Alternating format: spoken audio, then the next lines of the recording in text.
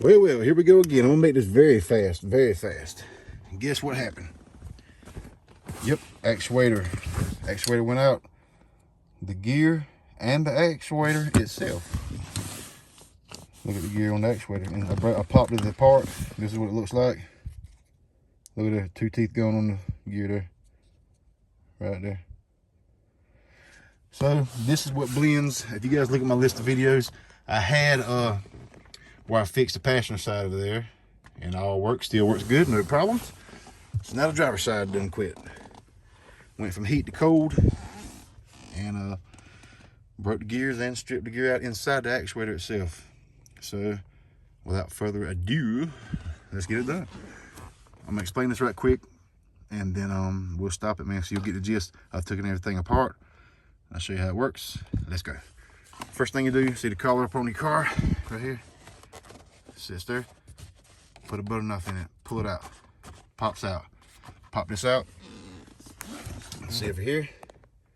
This plastic piece here, little shiny plastic piece. Right there. Pops out. Boom.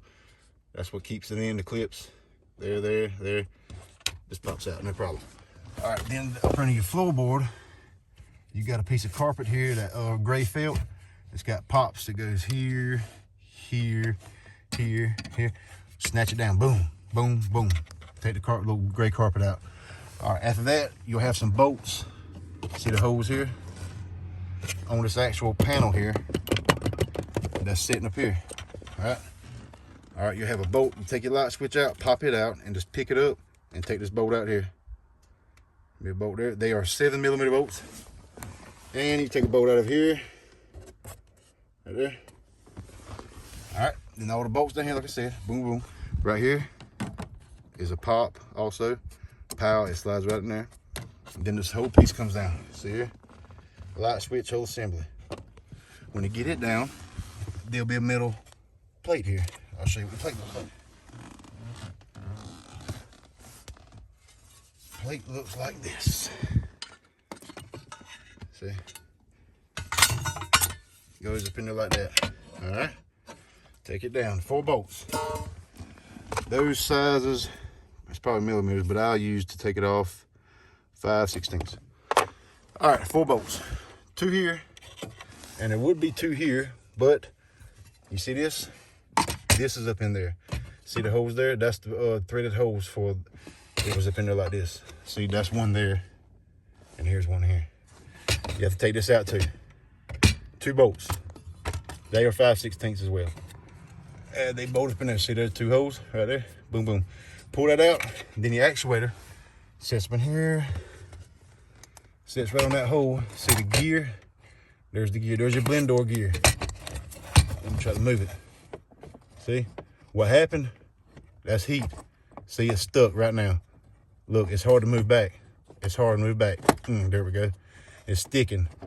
So in order to remedy this, you change the actuator in the gear, but whoever is controlling the temperature in this thing, don't go all the way to, I don't know what the setting is, 80, 85, 90, I'm not even sure. This is my wife's car, but don't go all the way to the max heat. Go right before max, maybe 5 degrees, 8 degrees, so it won't push the door all the way closed, and that won't happen. Cold, here's all the way cold max. It comes off the cold side, a little bit sticky. So maybe around 62, 63 on the low side. So keep it between there, and that shouldn't stick again. All right, now, 2 screws, Torx 20, and it is very hard to get to it. And here's what I did. There's another video about this online. Kind of copied his way. Went to Harbor Freight and bought a pack of these things. Used a 1/4 inch end, and I took a Torx T20 bit and grinded it down so you can push that out. See, I'm pushing it out. Push it back in. Pull it out if you want to. But I put a piece of tape on there that'll lock it in there, set black tape on top of it, so when you push it in, it kind of sticks it in there. And you need whatever tool like this, maybe like a Allen wrench.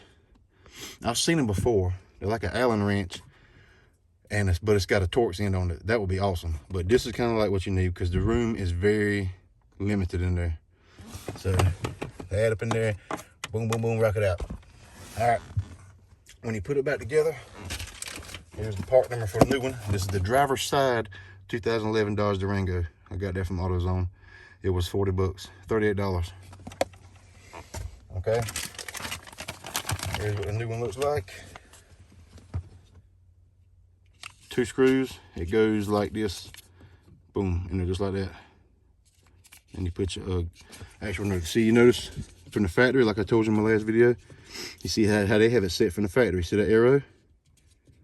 Always stop your flat side right here where that tooth is missing, flat side, on the arrow.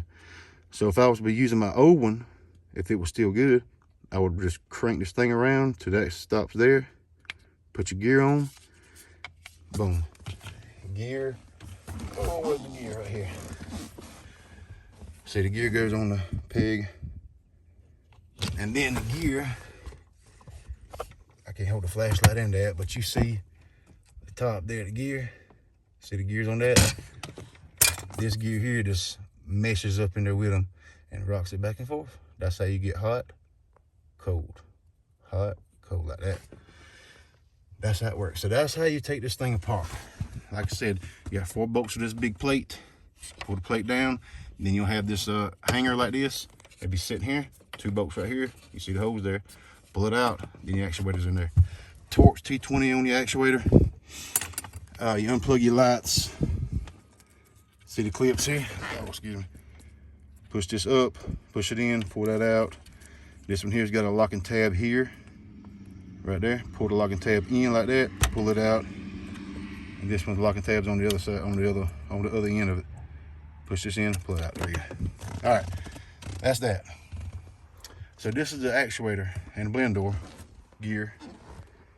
Blend door actuator for your AC and heat, man. That's how it goes. So don't forget, that's how it goes. That's how it goes.